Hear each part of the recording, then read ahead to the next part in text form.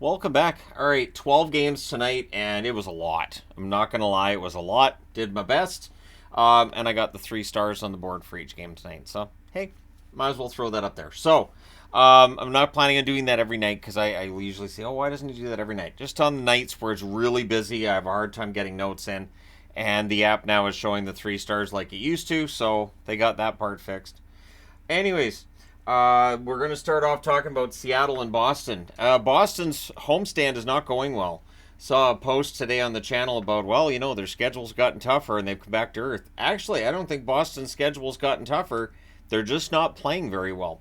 So it's Decord versus Swayman in this one. Early press by Boston. Geeky gets denied. The rebound's cleared. Zaka has a 2-on-1 chance that's saved at 4:53. A good shift, good pressure leads to a buried goal by Pastrnak, Zaka, and McAvoy with the assists. We get a power play for the Bruins. That's killed off. 4 shots. Seattle then gets a power play, and they score on theirs. Eberle buries a rebound from Bjorkstrand and Beniers at 9 minutes and 11 seconds. Beniers then has an opportunity in close. Can't quite bury one there. McAvoy has a shot that's held as the Bruins press. Near miss for Grzelcyk on a 2-on-1 rush. And the Bruins press to close it out. So we go to the second period with the score tied at 1. Carlo fires one high as the Bruins press. Shots are 5 apiece at 7.5 minutes. We get a post for McAvoy. Bruins draw a power play. Kraken, they're forechecking pretty effective. They end up killing that off too. Pastrnak has a rush chance that's held. And then Tolvanen breaks the tie. He scores from Beniers at 17:35. DeBrusk is then denied as the Bruins press looking for an answer. But it's 2-1 Seattle after 2. Third period. DeBrusk has a net drive that's defended. Grzelcyk with a near miss as the Bruins get some pressure. Shots are 3-1 for Boston at 2.5 minutes. The Bruins press are kept to the outside, and at 8:36, Beniers scores from Wenberg to make it 3-1. So the Bruins have to pull the goalie, and that allows McCann to hit the empty net at 19:41. Your final score is 4-1 for Seattle. They go to 23-21-10 with the win. Boston 32-12-10 with the loss. They're now 1-3-1 on this homestand. Shots on net, 16-8 Boston in the first, 12-10 Boston in the second, 9-8 Boston in the third. They do outshoot Seattle, 37-26. Power plays 1 for 2 for Seattle, 0 for 2 for Boston. Hits 35-29 Seattle. Decord saves 36 out of 37, and Swayman 22 saves on 25 shots at the other end. All right, moving along. Florida and Buffalo. Buffalo up and down week. This is the down, but Florida arguably playing the best hockey in the league, and with this result tonight, Florida is now the leader in the Atlantic Division. Boston has dropped to second in the Atlantic. So it's Stolarz versus Comrie. Early jump for Florida. Shots are 3-2 for the Panthers, 6 minutes in. Sabres press at 8.5 minutes, but Florida would open the scoring. It's Verhaeghe from Barkov at 9:26. Comrie honestly had a pretty good game. He was keeping it close. Panthers press with 5.5 minutes left. Middlestad has an opportunity. Can't bury a rebound. It's 1-0 Florida after 1. Second period, Peterka's denied and close. There's a near miss for Middlestad. There was a shoulder save on Peterka, so he had his opportunities tonight. Shots are 5-1 Buffalo at 4.5 minutes. Stolarz was excellent. Sabres press at 7 minutes. Power play for Buffalo. That's killed off. We get the Panthers press, the Sabres block, they clear it out. We get a power play for Florida, that's killed off as well. But Lindell would score from Tkachuk and Forsling at 17:16 to make it 2-0. Montour's then denied on a fast break. The Sabres press in the final minute, but yeah, they're down 2-0 after 2, and Florida's pretty good when they're leading going into the third. Good early back and forth in that third period. Okpozo's denied and close. We get a power play for Buffalo, that's killed off. Shots are 7-2 for Buffalo at 7 minutes. Skinner has a net feed, that's blocked. Tkachuk has a turnover chance that's held. We get a power play for Florida, that's killed off. The goalie pull happens down by 2, and Florida hits the empty net. It's Verhaeghe from Reinhardt at 18:27. We then get a power play for Florida not long after, and at 19:48, Lomberg hits the empty net, hits the power play goal from Forsling and Lindell. I'm just so used to last-minute goals being empty netters in third periods, but that makes it 4-0. There's the Tony the Tiger magnet because Stolarz was great. 4-0 win for Florida. They go to 35-15-4 on the season. Buffalo 23-26-4 with the loss. Your 3 stars: Stolarz, Verhaeghe, and Lindell. I don't think I said the 3 stars here. It was Decord, Beniers, and Pastrnak. But yeah, Stolarz, Verhaeghe, and Lindell. Shots on net: 13-10 for Florida in the first, 17-6 Buffalo in the second, and 18-12 Buffalo in the third. They outshoot Florida 45-31. Power plays, Florida 1 for 3, Buffalo 0 for 2. The hits, 33-18 for Florida.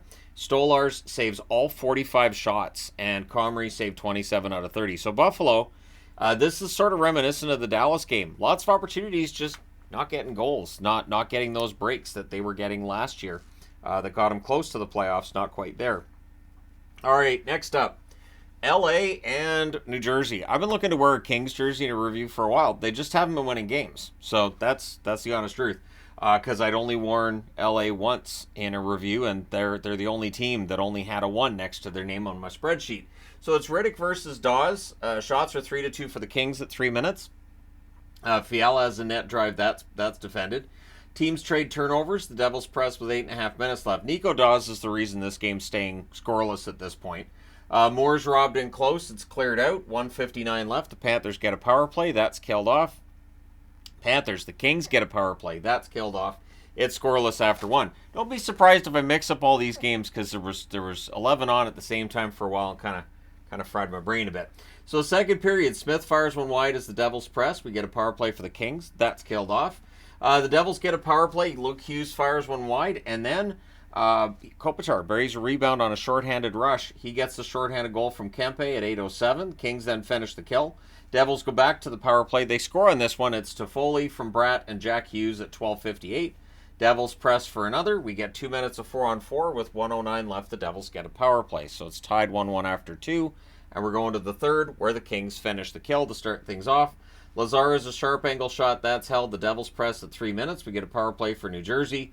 Luke Hughes has a net feed. That's picked off. That power play is killed off. Fans call one. The referee does not. Kings draw a power play. That becomes 4-on-4. Everything's killed off there. Kings go back to the power play, and they score on this one. It's Quentin Byfield. Makes it 2-1. Clark and Dubois with the assists at 14:23. So New Jersey would pull the goaltender and try, but in the end, it's a 2-1 win for the Kings. They go to 25-16-10 with another important victory. For New Jersey, 27-22-4 with the loss. Tough one for New Jersey tonight. 3 stars are Byfield, Riddick, and Dawes. Shots on net, 13-5 LA in the first, 8-7 LA in the second, 15-8 Jersey in the third. Final shots, 29-27 for the Kings. Power plays, LA 1 for 4, New Jersey 1 for 5. Both teams had 20 hits in this one. Riddick saves 26 out of 27, and Nico Dawes saved 27 out of 29.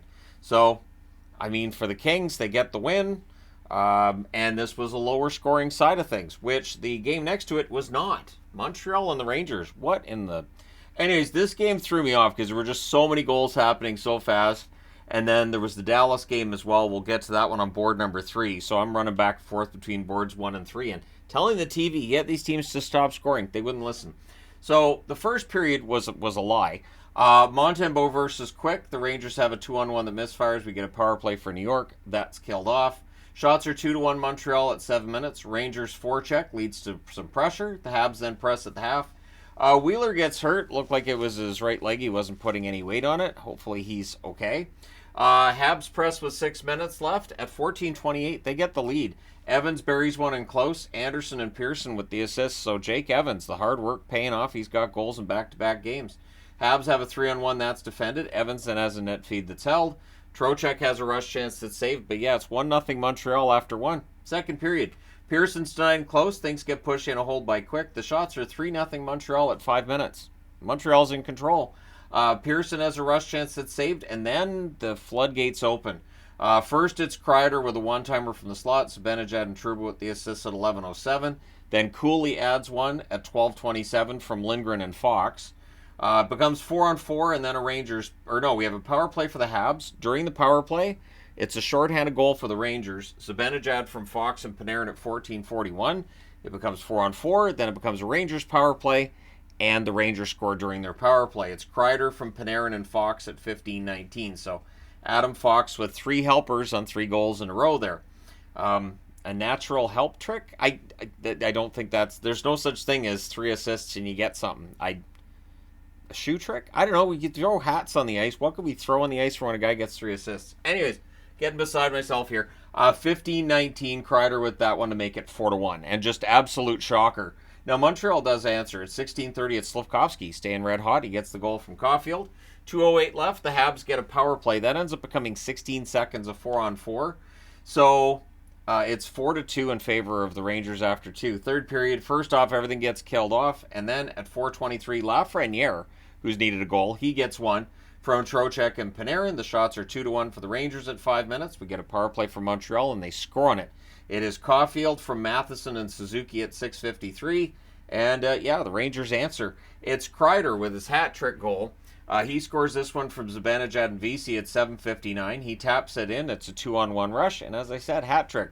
Then at 9:56, Kakko gets in on the action. He gets a goal from Fox and Cooley. So Fox with his fourth helper of the night makes it 7-3. But at 11:27, Caulfield answers from Slavkovsky and Cooley. We then get a power play for New York. That becomes a 4-on-4. Everything's killed off. Here's your beautiful 80s magnet down here because it didn't fit at the top. I tried. I used any 80s magnet I got. None of them fit. So your final score is 7-4 for the Rangers. They go to 35-16-3 with the win. Montreal 22-24-8 with the loss. Your 3 stars, Kreider, Fox, and Zibanejad. Shots on net, 10-9 Montreal in the first, or 10-9 Rangers in the first, 15-10 Rangers in the second, 16-6 Montreal in the third. Final shots are 35-31 for Montreal. Power plays, the Habs 1 for 5, the Rangers 1 for 4. The hits, 27-17 for the Rangers. Montembeault, 24 saves on 31 shots. That's going to hurt the save percentage. Quick save, 31 out of 35 at the other end. And now I need to change boards. All right, board number 2 of 3. We've got Anaheim and Ottawa. Well, Ottawa was on a real hot streak. And then Anaheim. And this was a bewildering game. So it's Gibson versus Korpisalo. Early chances for the Ducks, but the shots even up at 2 apiece, 3.5 minutes in. Vetrano has a wrist shot. That's held. We get a power play for Ottawa. That's killed off. And then Mintyukov. He scores from Terry and Carlson at 9:19. Then the Ducks press for another. The Sens get pinned down a bit. We then get a power play for the Sens. That's killed off. It's 1-0 Ducks after 1. Second period, Stützle's denied as the Sens press. Then there was a post for Terry as the Ducks get some pressure at the other end. Gibson gets shaken up in a collision. He stays. He would not play the third period. So he stayed for the rest of the second. Did not play the third. Ducks go over 10 minutes without a shot. So I think it was like 12, 13, 14. It was a long time in between shots. Sens press at 9.5 minutes. The shots are 4-1 for the Sens with 9 minutes left. Sens press with 8 minutes left, but with 3:41 left, the Ducks get a power play and they score on it. It's Vetrano from Terry and Carlson at 17:25, and then at 18:59, McTavish from Silverberg and Vetrano. So this was a period that Ottawa was controlling, and yet they come out of this down 2 more goals. It's 3-0 for Anaheim after 2. Third period, early press by the Ducks. Norris has a wraparound that saved at 2:18. McTavish gets the second goal of the game. Terry and Fowler with the assists on that one. At 4:43 on a rush chance, Giroux scores to get Ottawa on the board, make it 4-1. Sens press at 7.5 minutes, but they end up taking a penalty. And Fowler gets the power play marker. It goes through Korpisalo. Strome and Vetrano with the assists at 9 minutes and 23 seconds. We get 2 minutes of 4-on-4. Sens get a power play. That's killed off. Your final score, 5-1 for the Anaheim Ducks. They go to 19-32-2 on the season. Ottawa 22-26-2. If Ottawa's going to have any help or any hope, they can't be losing games like this.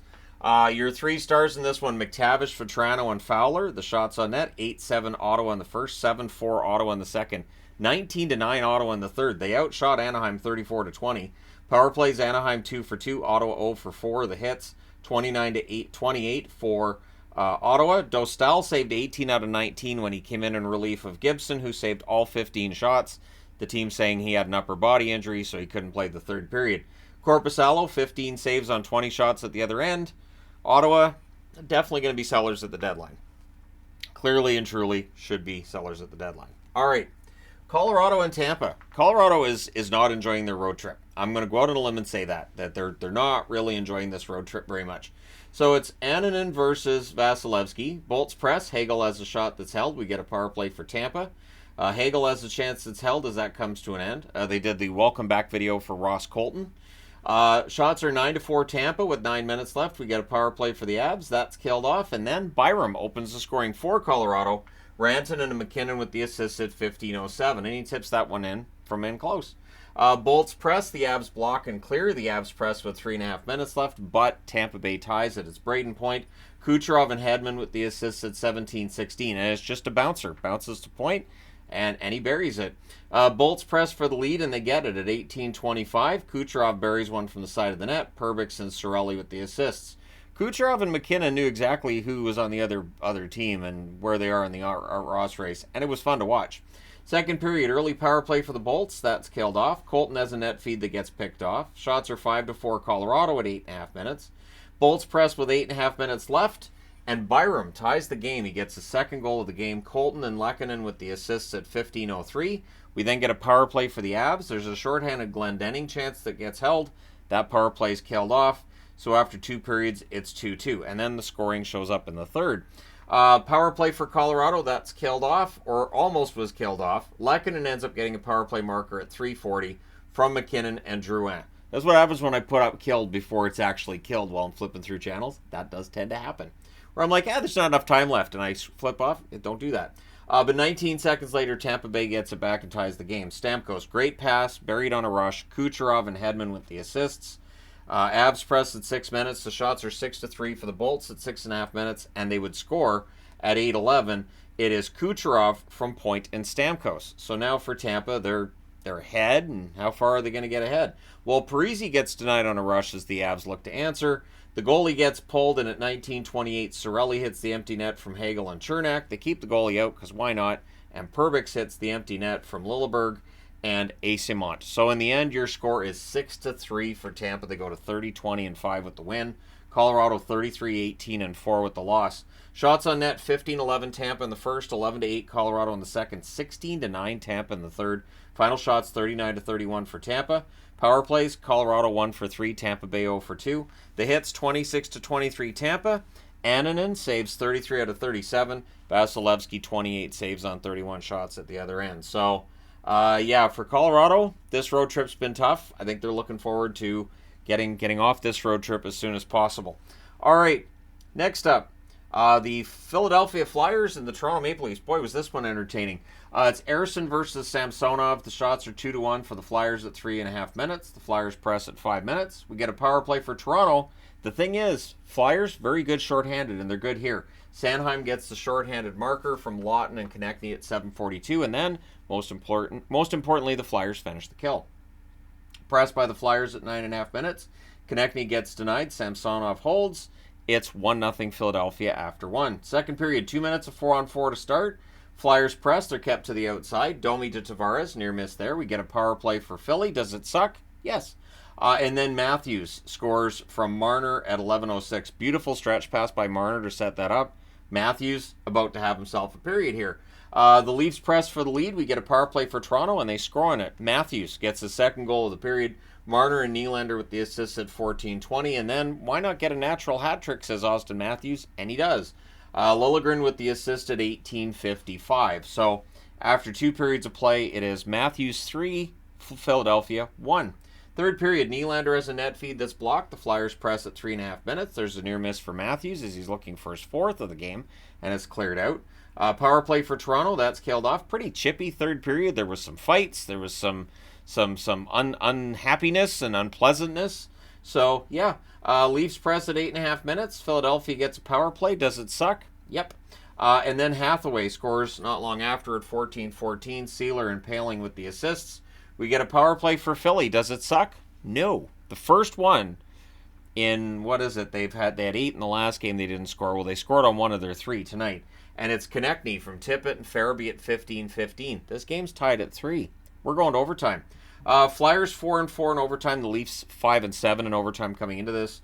The Leafs control early, and they score. I don't think the Flyers touched it. Nylander scores from Liljegren and Marner at 54 seconds. So your final score is 4-3 for Toronto. They go to 28-16-8 for the Flyers. The overtime loss puts them at 29-19-7. Your 3 stars, Matthews, Nylander, and Konechny. Shots on net, 10-8 Philadelphia in the first, 11 apiece in the second, 11-8 Philadelphia in the third. Toronto just needed 1 shot in the overtime. Final shots, 32-28 in favor of Philadelphia. Both teams go 1 for 3 on the power play. The hits, 50-49 for Toronto. So everybody always talks about how soft Toronto is. They throw a lot of hits. I don't think they're a soft team. It's the jersey. People just see the jersey and the logo and they go, soft. So Ersson, 24 saves on 28 shots. Samsonov, 29 saves on 32 shots. So another good game for Samsonov, and Toronto blows the lead, but they win it in overtime. So since this is a team they're not in direct competition with, no harm, no foul, and they keep pace with Tampa, keeping pace with these teams and Florida too, while getting a little bit closer to Boston. Not that Boston's that close or anything. All right, next up. Edmonton and St. Louis. This one a bit of a surprise, not going to lie. Skinner versus Binnington. The Oilers score, but goalie interference, so no goal there. Shots are only 1-0 for the Oilers 5 minutes in. So very quiet start. No indication of what's about to come. Power play for Edmonton. That's killed off. The Blues press at 8 minutes, and at 10:13, Thomas scores. Leddy and Buchnevich with the assists. We get a power play for the Blues. It becomes 50 seconds of 4-on-4, which means it becomes an Oilers power play, and they score on theirs. It's Draisaitl from McDavid and Bouchard at 13:51. It stays 1-1 until late in the first period when Nugent-Hopkins scores from Hyman and McDavid at 19:33. Then Blues fans thought they had scored. However, the buzzer had already sounded. So since the puck went in after the horn had sounded, it was no goal. So it's 2-1 for the Oilers after one. Second period, 1 minute and 9 seconds in, Jake Neighbours scores. He gets one from Shannon Krug. That ties it to 2. Blues draw a power play. That leads to a shorthanded break for Derek Ryan, which is saved. And then at 8 minutes and 37 seconds, St. Louis gets the lead. It's Krug from Neighbours and Kessel. The shots are 10-5 for the Blues at 9 minutes. They were not messing around tonight. We get a power play for St. Louis, and they score on it. It's Kyrou from Neighbours and Thomas at 15:32. So Jake Neighbours, not a lot of assists this year. He got a couple tonight. We then had a fight between Perry and Scandella. Pretty good tilt. 1:21 left. The Blues go back to the power play, and they score on this one as well. Buchnevich from Thomas and Kyrou at 19:35. Things get pushy at the horn. Well, when you allow 4 goals in the period, you're probably pretty ornery. So the Oilers, that tracks. But it's 5-2 for St. Louis after 2. Third period, early press by Edmonton. Ceci has a shot that's blocked and cleared. Nugent-Hopkins then has a chance this shot that's blocked and cleared. Toropchenko with a near miss and close. The Blues press at 3.5 minutes. We get a power play for St. Louis. Becomes 8 seconds of 5-on-3. It's a 4-minute penalty, too, because Darnay, I guess, was unsportsmanlike going to the box, so he ends up getting 4 minutes instead of 2, which really made the Oilers happy. But that all gets killed off. And then Corey Perry, he buries one in close. Kulak and McDavid with the assist at 11:14. That's right after the power play ended. So makes it 5-3. And the Oilers press with 6.5 minutes left. A 2-goal lead on the Oilers isn't necessarily a lot. Blues draw a power play. That's killed off. The goalie pull happens, and at 17:07, Brandon Saad scores into the empty net. Things then get pushy on a hole by Binnington, but yeah, the Oilers just didn't have it today. St. Louis wins this one 6-3. They go to 29-22-2.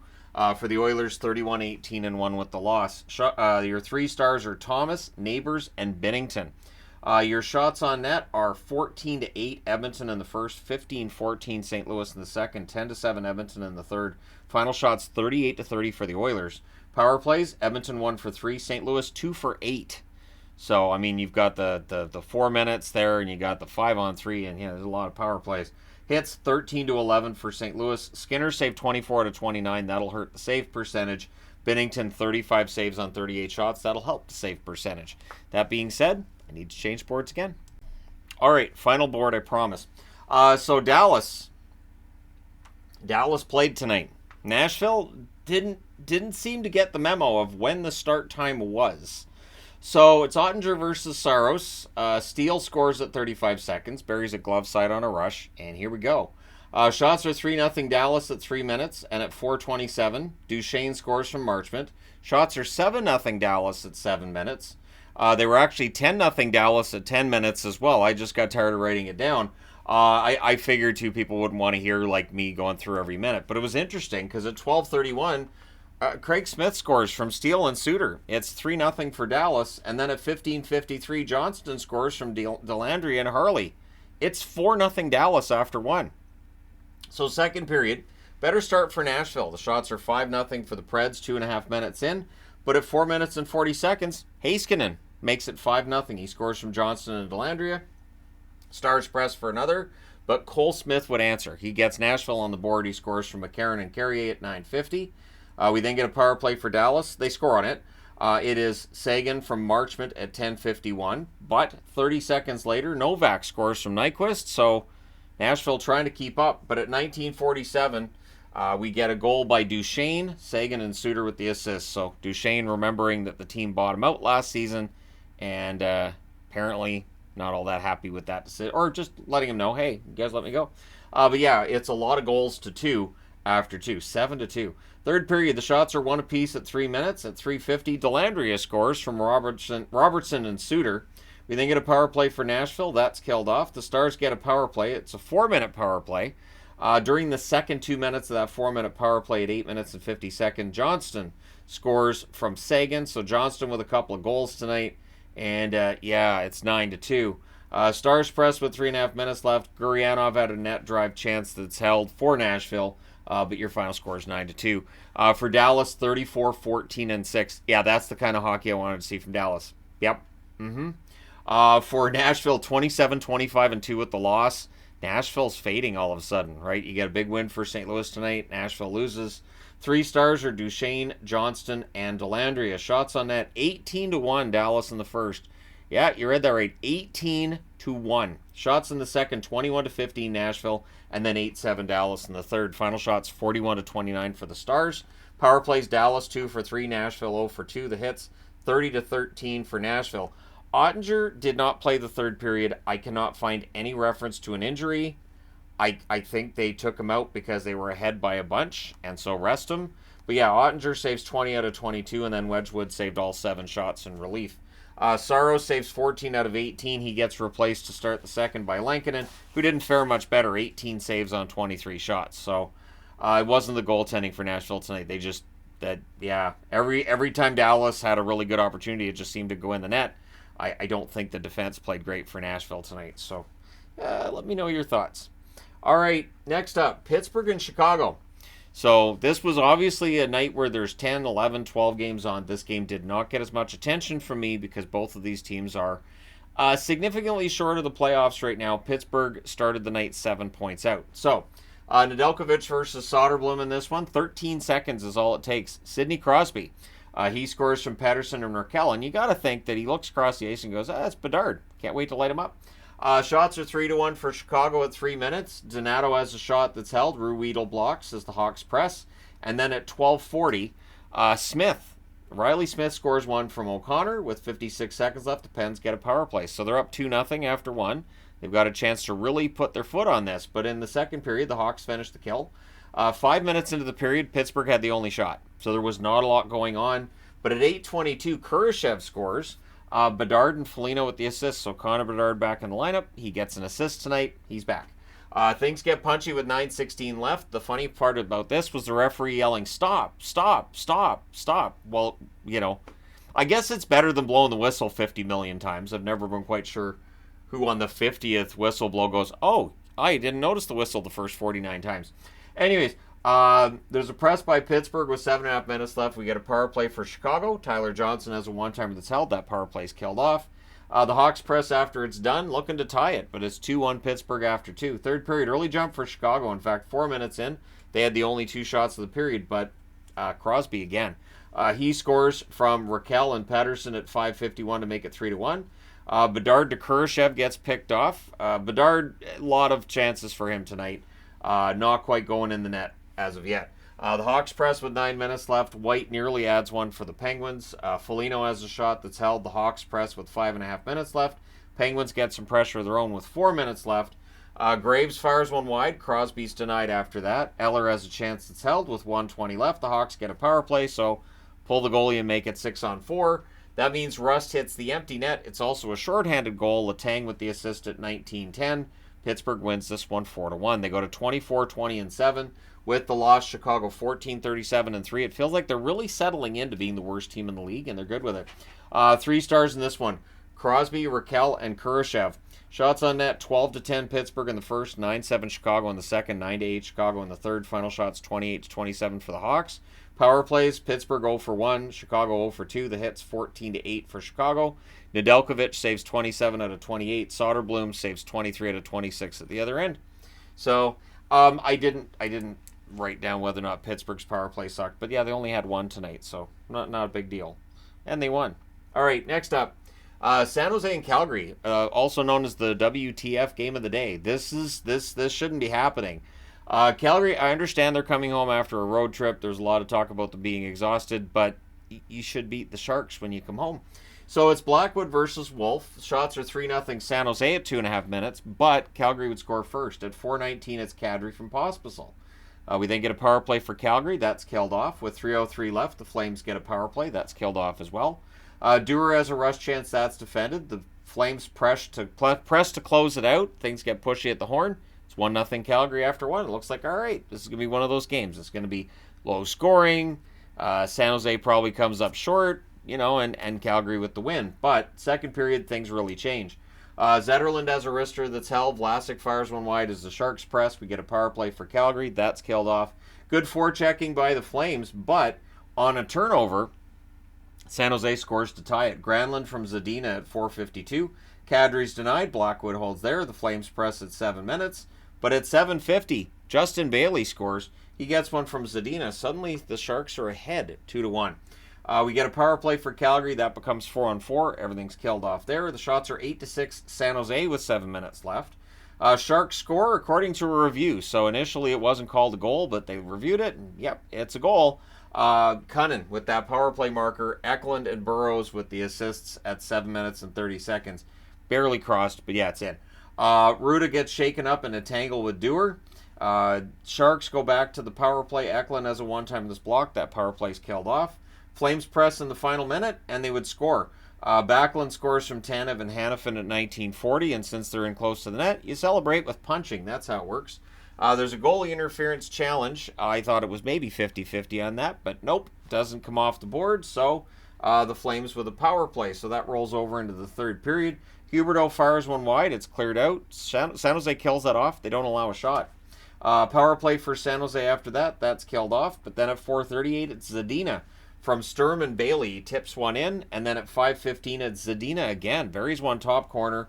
Bailey and Vlasic with the assists. And San Jose suddenly has a 5-2 lead. Sharks press at 9.5 minutes. Zadina was out there wanting that hat trick. He didn't get it, but he tried. He has never had a hat trick in the NHL. 2 minutes of 4-on-4, and then at 15:30, Cunnin puts one top corner after a steal. Much prettier than his first goal. So that makes it 6-2. Kuzmenko would answer from Tanev and Huberdeau at 16:40. Things get pushy at the horn, and they should. Calgary should be ticked off. They lost 6-3 at home against San Jose. Sharks go to 15-33-5 with the win. Calgary 25-24-5 with the loss. You know what's interesting is San Jose, they have a good shot now at maybe ending up with more wins than they had last year. They're going to be close, considering the start to the season they had. And just the roster, when you look at it, that's something. It tells you the coaching's pretty good. 3 stars in this one, Zadina, Blackwood, and Cunnin. So not a great night for Flames fans. Shots on net, 13-8 Calgary in the first, 10-9 San Jose in the second, 13-12 San Jose in the third. Final shots, 34-31 Calgary. Power plays, San Jose 1 for 3. Calgary 0 for 5. Hits 15-14 for Calgary. Blackwood saved 31 out of 34. He was very good. Deserved the 3-star selection. Wolf had a rough night. 25 saves on 31 shots. And that was a rough night for him. It shows how important Markstrom is to this team. So in the event that they do trade Markstrom, we're probably going to see a Flames team just fall right off that proverbial cliff from that point on. But there's no guarantee that happens yet, is there? All right, last game of the night, Vancouver and Detroit. And what a remarkable game. So it's Lyon versus Demko. Early jump for Vancouver, but we get a power play for Detroit. There's a post for Compher. That power play's killed off. Wings press at 5 minutes. The Canucks are coughing up pucks, but in the end, they get that straightened out. They stopped coughing up pucks. The Veleno has a rush chance. That's held. The shots are only one apiece at 7 minutes. And at 7:37, JT Miller wires one from the left circle, unassisted. So good for him, 1-0. And then at 9:31, posted in on a rush on their third shot, Lindholm scores. Pettersson with the assist there. Pettersson was in for a big night himself. Canucks press for another. We get a power play for Detroit. That's killed off, but with 1:08 left, the Wings go back to the power play. So it's 2-0 Vancouver after one. And to start the second period, the Canucks finish the kill to maintain that 2-0 lead. Pressed by the Canucks after it ends. Compher's denied on a net drive. We get a power play for Vancouver. That's a 4-minute power play. Killed off. Really good kill by Detroit there to keep it 2-0. Wings press at 7.5 minutes. Sprong can't bury one in close. That gets held. Canucks press at 9.5 minutes. Eventually, they score. It's Zadorov. He scores from Pettersson and Hoglander at 12:50. That one's passed to screen as well. Line didn't see that one at all. But then there's an answer.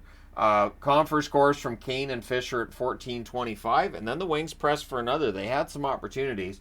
Canucks press with 4 minutes left. After the second period, it's 3-1 Vancouver. The big difference between the Canucks this year and every year since 2012, when they're leading in the third period, I don't get concerned they're going to blow the lead. I think it's the first time since the 2011-2012 season where I felt that way. Early Wings power, and that was the last time they won the President's Trophy. So early Wings power play in the third. Kane has a shot that deflects out, and honestly, it was a good power play. It's killed off 4 shots for Detroit on that power play. Wings go back to the power play. There's Demko chance during the kill. I think it's the first time that I've heard that. Plus, there was a go Canucks go, but they changed it to let's go Demko. So at any rate, it's working. All of a sudden, the fans are loving Demko. I don't blame them. The Demko's been fantastic. Things get that power play gets killed off, and then things are kind of pushy on a hold by Demko. Hughes is denied on a fast break, and then at 12:59, Lindholm buries one on a 3-on-2 rush. Pettersson with the assist there as well. That makes it 4-1. That would be your final score. It was an early goalie pull. The Canucks had all kinds of opportunities. Besser would hit the empty net, but Miller was way ahead of the playoff side and just kind of shrugged while drinking from his water bottle after. So your final score is 4-1 for Vancouver. They go to 37, 12, and 6. They already have 80 points. I have no idea what's going on. For Detroit, they're 27, 20, and 6 on the season. Your 3 stars, Pettersson, Demko, and Lindholm. Shots on net, 6-3 Vancouver in the first. Just only 3 shots allowed to Detroit in the first. Just insane. 10 apiece in the second, and then 14-5 Detroit in the third. Final shots were 27-21 for Detroit. Power plays, the Wings 0 for 5. So that penalty kill coming up big tonight for Vancouver. Vancouver was 0 for 2 on their power play. The hits, 17-13 Vancouver. Lions saved 17 out of 21. Demko, 26 saves on 27 shots. Pretty good night for Thatcher Demko. All right, there you go. You guys are all caught up. Let me know your thoughts in the comment section below. As always, tomorrow night there's only one game in the NHL, so I get creative with that because there's just the one game. And then on Saturday there's 13, so I'm going to enjoy Friday. But let me know your thoughts in the comment section below about tonight's games. Don't forget to hit like and subscribe in the event that you have not already hit those buttons. And whatever I missed in whichever games you're watching and you want to point out, one man watching all these games, I get the notes done. I do the review for all you fine people on the internet, get her uploaded in one take. So thank you guys again for all your support. I will talk to you again soon.